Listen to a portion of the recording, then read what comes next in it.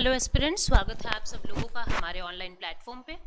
देखिए, हम लोग एंशियंट हिस्ट्री में कहाँ तक पहुँच चुके हैं। हमने stone age, pre history, proto history ये सब कर लिया है। हम वैदिक काल के अंदर कर रहे थे और लेटर वैदिक यानी कि उत्तर वैदिक काल में हमने देखा किस तरीके से ब्राह्मणवाद ने इतनी सारी बुराइयों को जन्म दे दिया था और समाज के अंदर बहुत ज़्यादा कुरीतियाँ बढ़ रही थी।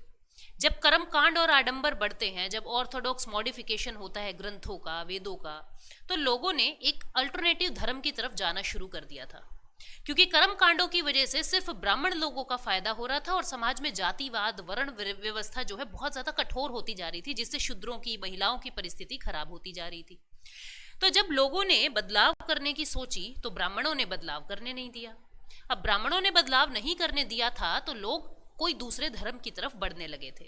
कौन से धर्म की तरफ बढ़े? वो बुद्ध धर्म की तरफ बढ़े, वो जैन धर्म की तरफ बढ़े। हमने बुद्धिज्म को पूरी तरीके से समझ लिया था। आज की क्लास में हम जैनिज्म को समझेंगे, यानी जैन धर्म की सारी इंपॉर्टेंट बातें जो हमारे पेपर के लिए जरूरी है, हमें वो जाननी है। देखो, इसके फाउंडर किसको मानते हैं? जैन धर्म के संस्थापक ऋषभ देव को मानते हैं। किसको? ऋषभ देव को मानते हैं। ये पहले तीर्थंकर थे। तीर्थंकर किनको कहते हैं? जो जैन धर्म के अनुयायी होते हैं उनको तीर्थंकर कहते हैं। तो ऐसे 24 तीर्थंकर हुए हैं।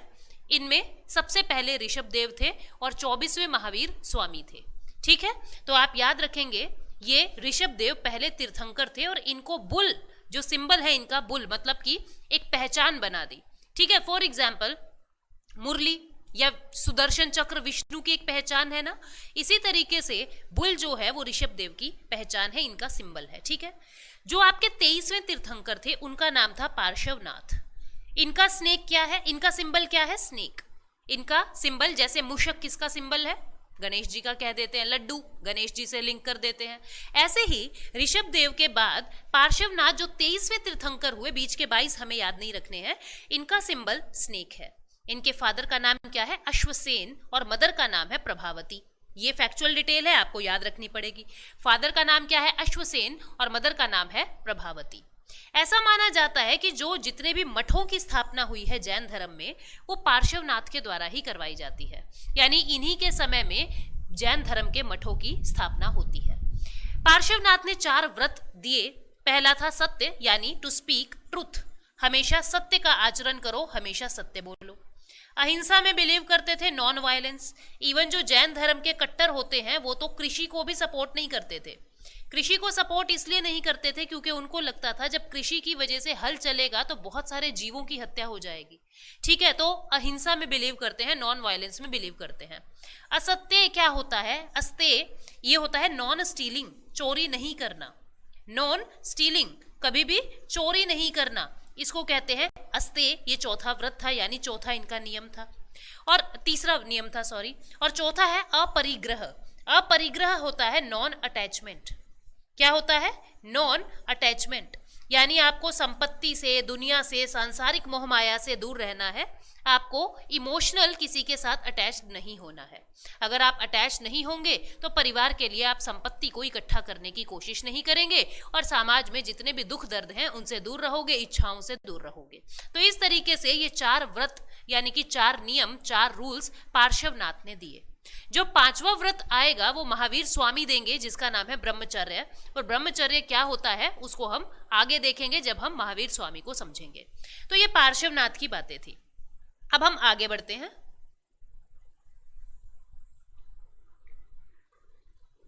देखिए, विष्णु पुराण और भगवत पुराण अलग अलग बुक है। पुराना आपको पता है, ग्रंथ है एक तरीके के, ऐसे समझ सकते हैं। विष्णु पुराण और भगवत पुराण में ऋषभ देव को नारायण यानी कि विष्णु का ही एक अवतार कहा है।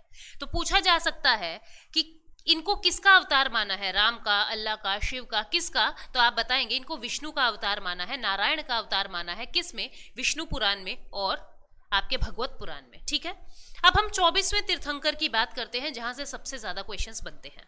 24वें तीर्थंकर यानी अंतिम तीर्थंकर कौन थे? ये थे महावीर स्वामी। ठीक है, इनकी सिंबल की बात करूं तो इनका सिंबल है लायन, शेर।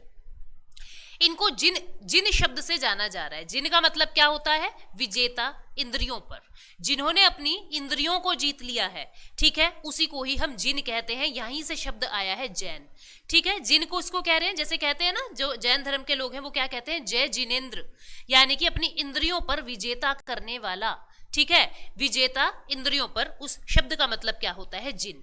अगला शब्द जो इनसे संबंधित है उसका मतलब है निर्ग्रंथ। निर्ग्रंथ का मतलब होता है बंधन रहित। ग्रंथ का मतलब होता है बंधन और निर्ग्रंथ मतलब बंधन रहित, जिसके ऊपर सांसारिक कोई धर्म, कोई बंधन, किसी मोहमाया से वो बंधा हुआ ना हो। ये अपनी लिहाज में असली जैन उसी को ही मानते हैं जो जिन है, यानी जिसने अपनी इंद्रियों पर विजय पाली है। दूसरा जो बंधन रहित है, जिसको मोह से, माया से कोई लेना देना नहीं है, सांसारिक धर्म से, सांसारिक लोगों से, सांसारिक भौतिक वस्तुओं से, मटेरियलिस्टिक थिंग से कोई अटैचमेंट नहीं है, उसी को ही निर्ग्रंथ यानी कि जैन कहेंगे। इनका सिंबल क्या है? लायन, ये हमने देखा। इनका जन्म कब हुआ है? इनका जन्म हुआ है 540 बीसी में। कहाँ पे? कुंदरग्राम नाम के विलेज में। ये कहाँ का विलेज है? बिहार का, यानी वैशाली नाम की जगह, वहां पे कुंदग्राम नाम की जगह पे इनका जन्म होता है।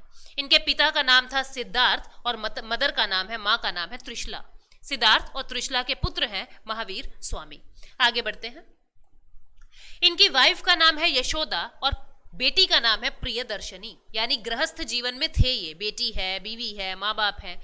वाइफ का नाम है यशोदा और पुत्री का नाम है प्रियदर्शनी। इनके दामाद का नाम है जमाली, यानी इन्होंने अपनी पुत्री का विवाह भी किया था, जिनके दामाद बने, यानी इनके दामाद बने जमाली, और यही जमाली इनके पहले शिष्य भी थे, ठीक है। इनके पहले शिष्य भी यही जमाली माने जाते हैं।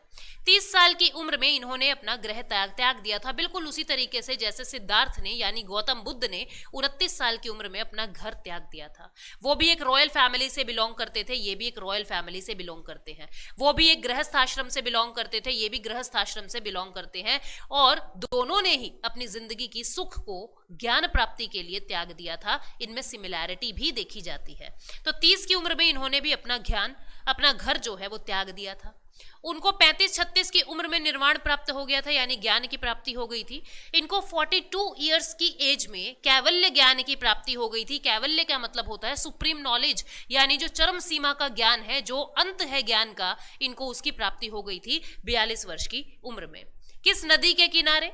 ऋजुवालिका नदी के किनारे, साल के वृक्ष के नीचे, यानी साल ट्री के नीचे, जम्बुका विलेज के अंदर इनको ज्ञान की प्राप्ति होती है। इन्होंने अपना प्रथम उपदेश इनके 11 शिष्यों को दिया। बुद्ध के 5 शिष्य थे, इनके 11 शिष्य थे। इन्होंने अपना प्रथम उपदेश पावा नाम की जगह पे 11 शिष्यों को दिया, और इनकी डेथ भी पावापुरी में होती है 468 बीसी। 540 बीसी में जन्म हो रहा है और 468 बीसी में इनकी मृत्यु हो रही है। अंतिम जगह क्या है? पावापुरी। इनके शिष्यों को किस नाम से जाना जाता है? इनके शिष्यों को गंधर्व कहा जाता है, या तो गांधार्स कह दो आप, या गंधर्व कह दो, गंधर्व के नाम से जाना जाता है। अब मेनली इनके 11 शिष्य हुए, वैसे तो बहुत सारे हुए हैं, बट मेनली इनके 11 शिष्य हुए हैं। जब इनकी देहांत हो जाता है, मतलब जिस वक्त महावीर स्वामी अपना शरीर त्याग देते हैं, उस समय उन 11 में से केवल एक ही गंधर्व ऐसा था जो सरवाइव कर सका था, जो एग्जिस्ट कर सका था, जो जैन धर्म को आगे लेके जाता है। और उसका नाम क्या था? उसका नाम है सुधर्मा। क्या नाम है? सुधर्मा। ये एकमात्र शिष्य था, ये एकमात्र गंधर्व है जो इनकी डेथ के बाद, इनके देहांत के बाद सरवाइव कर सका। ठीक है, आगे बढ़ते हैं। अब देखिए क्या होता है, जैन की फिलॉसफी, यानी कि जैन दर्शन, जैन दार्शनिक, या मैं कहूं जैन दर्शन, इसकी फिलॉसफी क्या है? ये क्या कहते हैं? कैसा आचरण, कैसा व्यवहार, कैसी बातें करते हैं? 5 महाव्रत की बातें करते हैं। 4 दिए थे पार्श्वनाथ ने, जो 23वें तीर्थंकर है, और 5वां दिया है महावीर स्वामी ने। 4 कौन से थे? सत्य, यानी कि to speak truth, non lying, कभी झूठ नहीं बोलना। अहिंसा, नॉन इंजरी, किसी को नुकसान नहीं पहुंचाना, नॉन वायलेंस। अस्तेय, यानी नॉन स्टीलिंग, कभी चोरी नहीं करना। अस्तेय। अपरिग्रह, नॉन पोजेशन, मतलब आप कभी भी संपत्ति के मोह में मत फंस जाना। पोजेशन, ये मेरा है, ये मैं हूं, ये मैं अहम निकाल दो अपने में से, और किसी भी चीज के प्रति आकर्षण नहीं होना चाहिए मन में, इसको कहते हैं अपरिग्रह, यानी नॉन पोजेशन। किसी भी संपत्ति को या किसी भी चीज को हासिल करने की जो ललक होती है वो नहीं होनी चाहिए, और इसी चीज को हम कहते हैं अपरिग्रह। फिर 5वां जो व्रत है वो दिया ब्रह्मचर्य, चेस्टिटी, ये किसने दिया? ये महावीर स्वामी जी ने दिया। किसने दिया? महावीर स्वामी जी ने दिया, जो आपका 5वां व्रत है जिसको कहते हैं हम चेस्टिटी यानी ब्रह्मचर्य। ब्रह्मचर्य का मतलब क्या है? आपको स्वयं के प्रति भी आकर्षण नहीं होना चाहिए और सामने किसी जीव या किसी वस्तु के प्रति भी आकर्षण नहीं होना चाहिए। जीव कोई इंसान भी हो सकता है, कोई वस्तु, कोई भौतिक चीज भी हो सकती है। स्वयं के प्रति आकर्षण का मतलब मेरा शरीर, मैं, अहम, मुझे अब सोना इकट्ठा करना है, मुझे चांदी इकट्ठा करना है, मुझे घर बनाना है, मेरा शरीर खराब नहीं होना चाहिए। तो जो ये खुद के प्रति भी आकर्षण नहीं होना चाहिए आपका, और सामने वाले व्यक्ति के प्रति भी आकर्षण नहीं होना चाहिए। ठीक है, वासना से मुक्ति, इसको ब्रह्मचर्य कहते हैं। वासना होता है दूसरे जीव या दूसरे वस्तु के प्रति आकर्षण, इससे भी मुक्ति पाना ये चेस्टिटी बताता है, यानी कि ब्रह्मचर्य बताता है। और इस महाव्रत को महावीर स्वामी ने दिया था। आगे बढ़ते हैं हम लोग। अब देखो, जैन धर्म के आधारभूत सिद्धांत यानी 3 फाउंडर पिलर क्या है, जिसके 3 पिलर्स पे पूरा जैन धर्म टिका हुआ है। सबसे पहला है अहिंसा यानी कि नॉन वायलेंस, अहिंसा नॉन वायलेंस। दूसरा है अपरिग्रह नॉन अटैचमेंट, मैं आपको बता चुकी हूं। तीसरा है स्यादवाद या अनेकांतवाद यानी नॉन एब्सोल्यूटिज्म। इसका मतलब क्या है? दृष्टिकोण की भिन्नता के कारण प्रत्येक सच को अलग अलग स्वरूपों में व्यक्त किया जा सकता है। ये क्या कह रहा है? अनेकतावाद, अनेकांतवाद मतलब कि एक ही चीज के 1000 मीनिंग हो सकते हैं। हर किसी इंसान का दृष्टिकोण अलग है, हर किसी का नजरिया अलग है, और उस नजरिए के अकॉर्डिंग प्रत्येक व्यक्ति अपने अपने हिसाब से इंटरप्रेट करता है। फॉर एग्जाम्पल, सुंदरता की परिभाषा किसी के लिए एक सुंदर गुलाब है, किसी के लिए फीचर्स अच्छे होने सुंदरता है, किसी के लिए किसी का स्वभाव होना सुंदरता है, किसी के लिए गोरा रंग होना सुंदरता है। जैसे सुंदरता की परिभाषा अपने अपने दृष्टिकोण के हिसाब से अलग होती है, ऐसे ही दुनिया में प्रत्येक चीज का दृष्टिकोण अलग होता है, प्रत्येक चीज की भिन्नता होती है, और इसी भिन्नता को देखते हुए प्रत्येक व्यक्ति हर चीज को अलग तरीके से व्यक्त करता है, हर स्वरूप को अलग तरीके से व्यक्त करता है। और यही तीसरा फाउंडर पिलर है जैन धर्म का, जिसको कहते हैं स्यादवाद या अनेकांतवाद, यानी आपको एब्सोल्यूट नहीं होना है, नॉन एब्सोल्यूटिज्म। ठीक है, अलग अलग विचार, अलग अलग व्यक्त, अलग अलग तरीके से व्यक्त किए जाते हैं। अब इनके 3 रत्न कौन से हैं? 3 जेम्स ऑफ जैनिज्म यानी 3 रत्न कौन से हैं? सबसे पहला है सम्यक विश्वास, दूसरा है सम्यक ज्ञान, और तीसरा है सम्यक कर्म यानी राइट फेथ। आपको तीर्थंकर में बिलीव करना है। आपको किस में बिलीव करना है? जो ये तीर्थंकर हुए हैं, जो जैन मुनि हुए हैं, जो जैन साधु हुए हैं, आपको उनमें बिलीव करना है। ठीक है, यानी प्रत्येक सही इंसान में बिलीव करो। आपका अगर बिलीफ ही गलत होगा, आप जिसमें फेथ कर रहे हैं अगर वो इंसान ही गलत होगा, तो आपकी सोच और आपका जीवन भी खराब हो जाएगा। तो ये क्या कह रहे थे कि आप जिसमें विश्वास कर रहे हैं वो व्यक्ति सही होना चाहिए, यानी आप तीर्थंकरों में बिलीव करो, सम्यक विश्वास। दूसरा सम्यक ज्ञान यानी राइट नॉलेज। आपके अंदर राइट नॉलेज होनी चाहिए। नॉलेज कौन सी? यानी नॉलेज ऑफ जैन क्रीड। जो जैन धर्म आपको ज्ञान देता है अपरिहार्य की, अपरिग्रह की, ब्रह्मचर्य की, सत्य बोलने की, नॉन स्टीलिंग की, ये जो ज्ञान देता है जैन धर्म, यही सही ज्ञान है और आपको इसी ज्ञान को अर्चित करना चाहिए, इसी ज्ञान को इकट्ठा करना चाहिए। इसको कहते हैं सम्यक ज्ञान। अगर आपकी नॉलेज सही नहीं होगी तो आपकी जिंदगी तब भी खराब हो जाएगी, यानी आपका एग्जीक्यूशन तब भी खराब हो जाएगा। ठीक है, सम्यक ज्ञान क्या है ये भी हमने जाना। तीसरा है सम्यक कर्म यानी राइट एक्शन। अब आपने विश्वास सही व्यक्ति में किया है, आपको विश्वास होना चाहिए कि मुझे ऑफिसर बनना है। उस ऑफिसर बनने के बाद अब आपने सोच लिया है, विश्वास कर लिया, खुद में विश्वास कर लिया है। अब आपने उस ऑफिसर के सिलेबस का ज्ञान इकट्ठा करना शुरू कर दिया।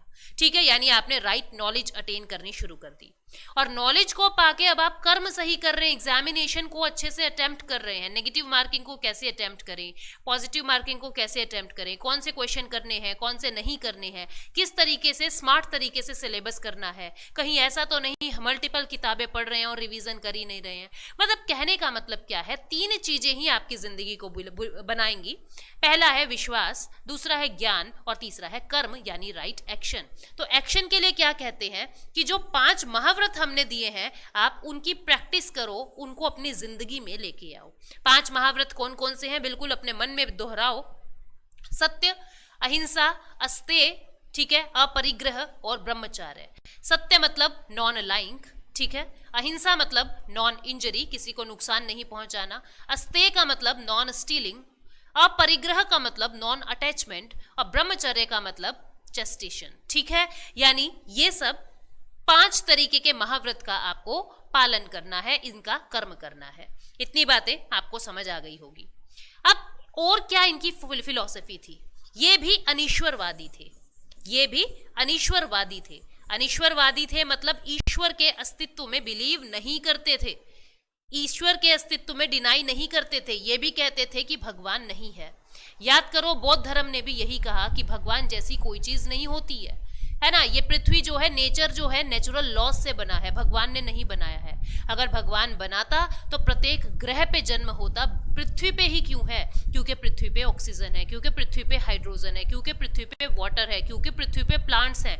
इस वजह से मनुष्य पृथ्वी पे एग्जिस्ट कर पा रहा है, भगवान ने कुछ नहीं किया। ये भी इसी बात को कहते हैं कि ईश्वर के अस्तित्व को डिनाई करते हैं, ये भी अनीश्वरवादी हैं।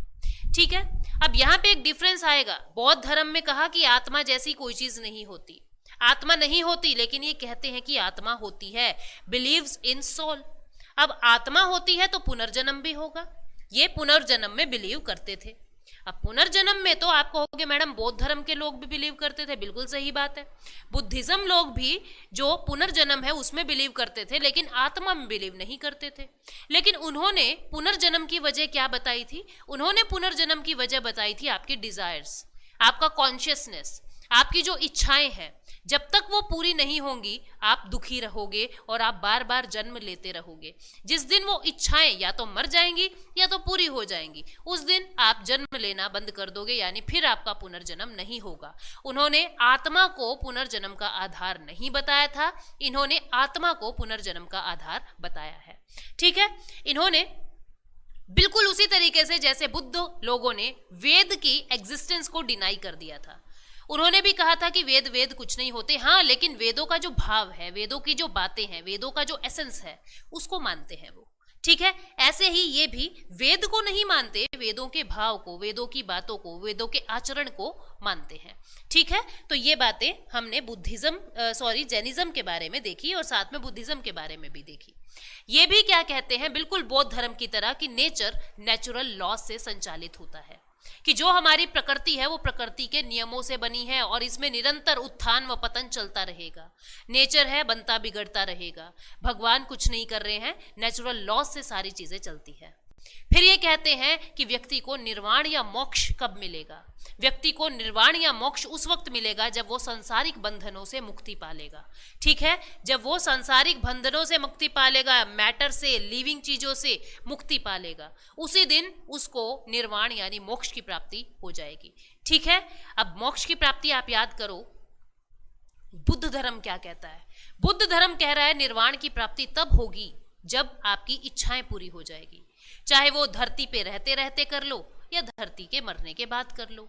आपकी इच्छाएं पूरी जिस दिन हो गई उसी दिन आपको मोक्ष की प्राप्ति हो जाएगी। यानी बुद्ध धर्म में मोक्ष की प्राप्ति के लिए मरना जरूरी नहीं है, मरना जरूरी नहीं है। इंसान जिंदा रहते हुए भी जब अपनी इच्छाएं पूरी कर लेगा उसी वक्त उसको मोक्ष की यानी सुख की प्राप्ति हो जाएगी।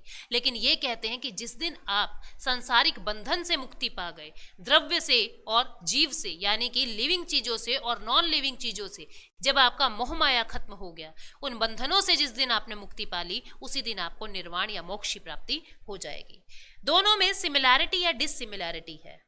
जैन धर्म और बौद्ध धर्म में जानते हैं कि सिमिलैरिटी क्या है और फिर जानेंगे कि दोनों में डिससिमिलैरिटी क्या है, समानताएं क्या है और विषमताएं क्या है। पहले समानताओं पे चलते हैं।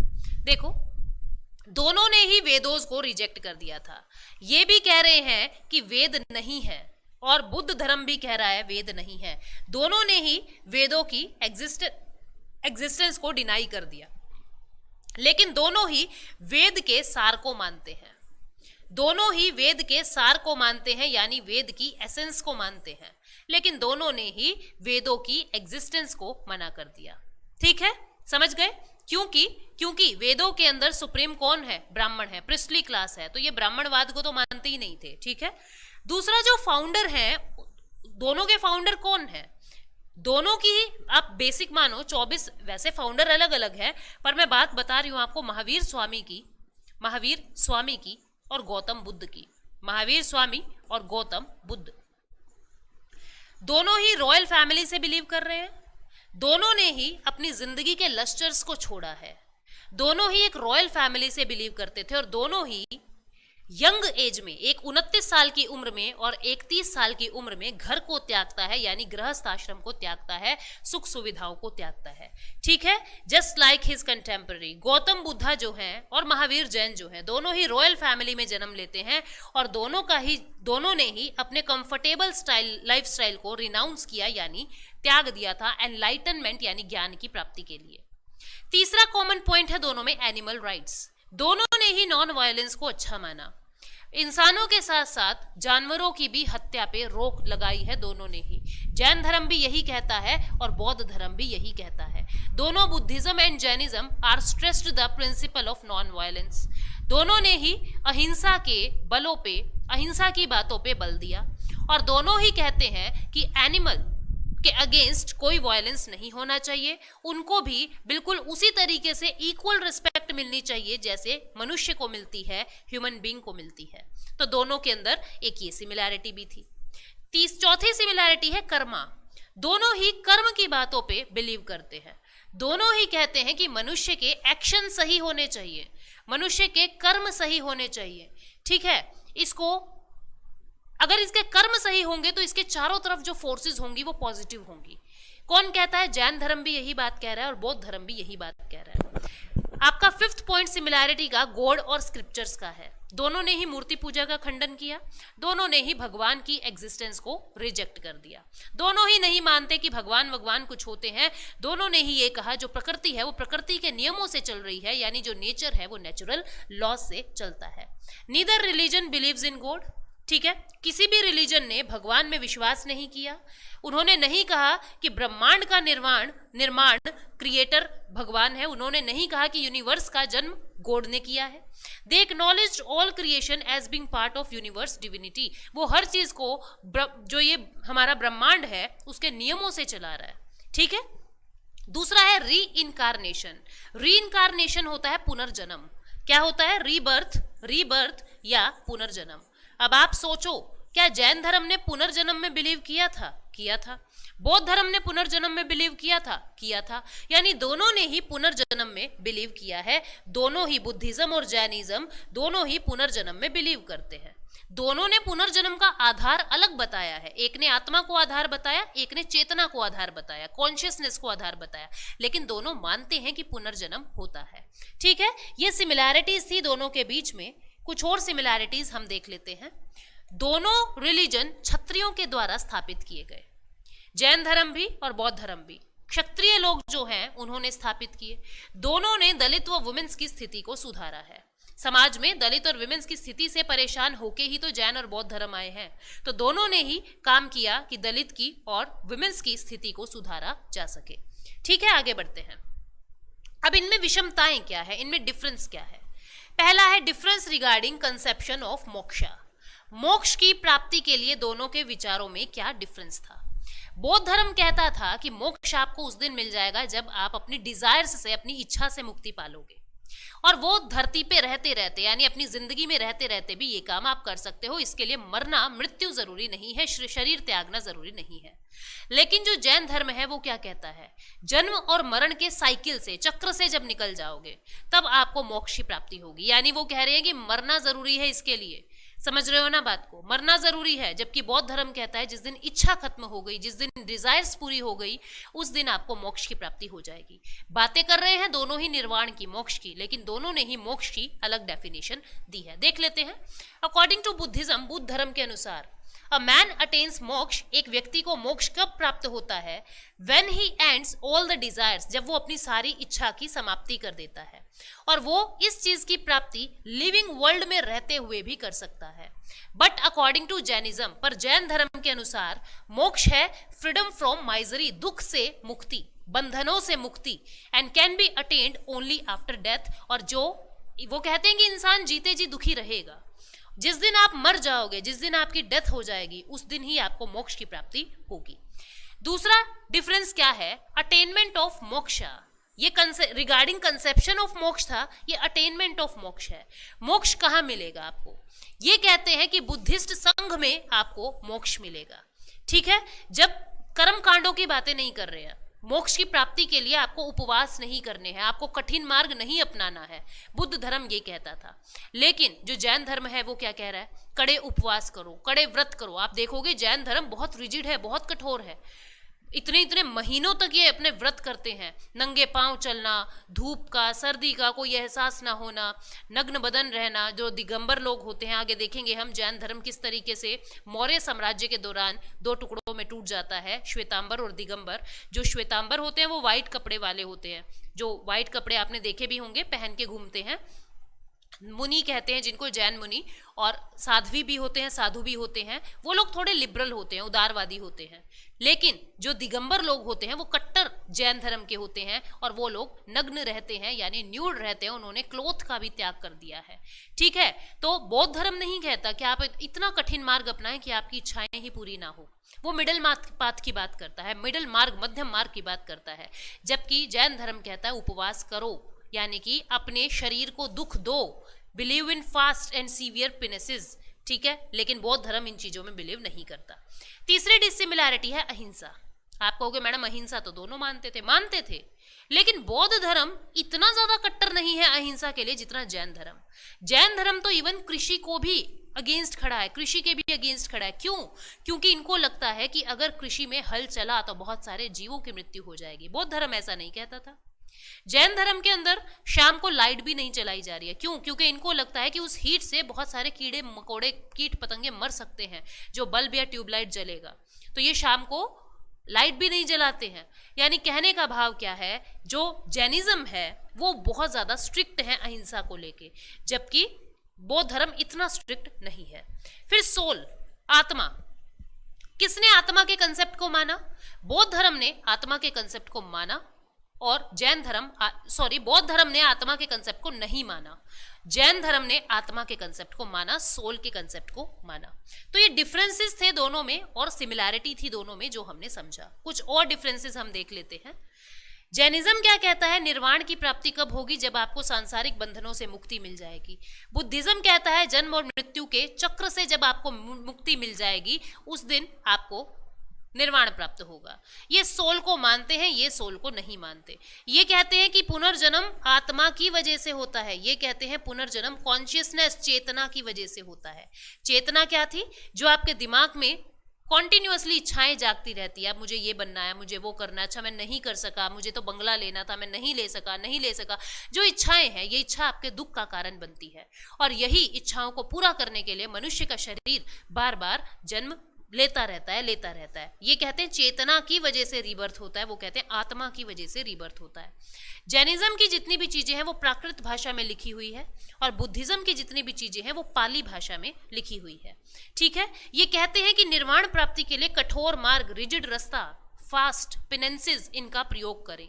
लेकिन ये कहते हैं कि मध्यम मार्ग, आपका मार्ग ना तो बहुत ज्यादा कठोर रहना चाहिए ना ही बहुत ज्यादा आसान रहना चाहिए। अपनी इच्छाओं की प्राप्ति के लिए आपको बहुत ज्यादा कठोर इच्छा भी नहीं चुननी और बहुत ज्यादा आसान इच्छा भी नहीं चुननी। तो ये दोनों में डिफरेंस और सिमिलैरिटी था जो हमने समझा। अब कुछ इंपॉर्टेंट टर्म्स हैं, फिर हम जैन काउंसिल को समझेंगे। संलेखना क्या होता है? संलेखना, सत लेखा यानी लेखा जोखा जो सही है उसको कहते हैं संलेखना। और एक प्रथा है संथारा। दोनों में ही क्या होता है? दोनों में ही एकांतवाद यानी कि आइसोलेशनिज्म, एकांतवाद को प्राप्त करके मनुष्य अनशन पे बैठ जाता है, यानी फास्ट पे बैठ जाएगा और तब तक रहेगा जब तक उसकी मृत्यु ना हो जाए। खाना पीना सब कुछ त्याग देगा, सारे मोह माया छोड़ के वो एकांतवाद में चला जाता है। इसको संलेखना भी कहते हैं, इसको संथारा भी कहते हैं। लेकिन दोनों में डिफरेंस क्या है? जो आपके चंद्रगुप्त मौर्य थे, वो जब काफी बुजुर्ग हो गए थे, लगभग 70 से 80 वर्ष की उनकी उम्र हो गई थी, 70 वर्ष की उम्र हो गई थी, काफी बुजुर्ग हो गए थे, वो कर्नाटका में जाके संलेखना कर लेते हैं। कर्नाटका में जाके संलेखना कर लेते हैं, एकांतवाद को धारण करके, और खाना पीना छोड़ देते हैं, मोह माया त्याग देते हैं और मृत्यु को प्राप्त हो जाते हैं। संलेखना एक उम्र के बाद होगा, यानी बुजुर्ग लोग जब करेंगे उसको कहेंगे संलेखना। संथारा की कोई उम्र नहीं होती। 20 साल का लड़का भी अगर एकांतवाद धारण करके और खाना पीना छोड़ देता है उसको संथारा प्रथा कहेंगे। संलेखना केवल जब आप अपनी जिंदगी के अंदर सारी सुख सुविधाओं की अनुभूति कर चुके हो, अब आप बुढ़ापे की तरफ हो, अब आप मरना चाह रहे हो, ठीक है, आपकी जिंदगी के उद्देश्य पूरे हो रहे हैं, तब आप संलेखना करोगे।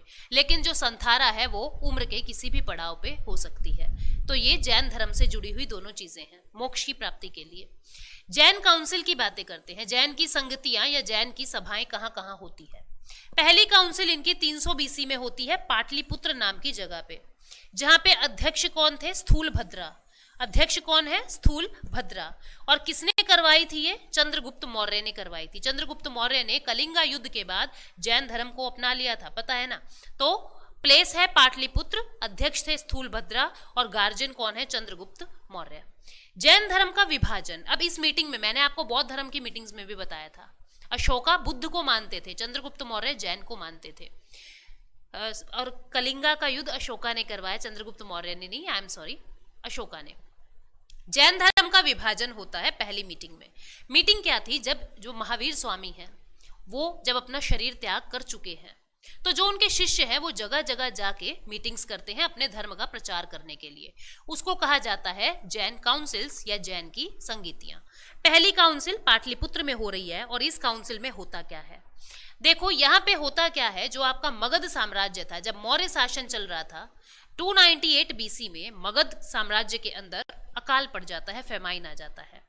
फेमाइन आ जाता है तो बहुत सारे लोग दक्षिण की तरफ, दक्कन की तरफ चले जाते हैं।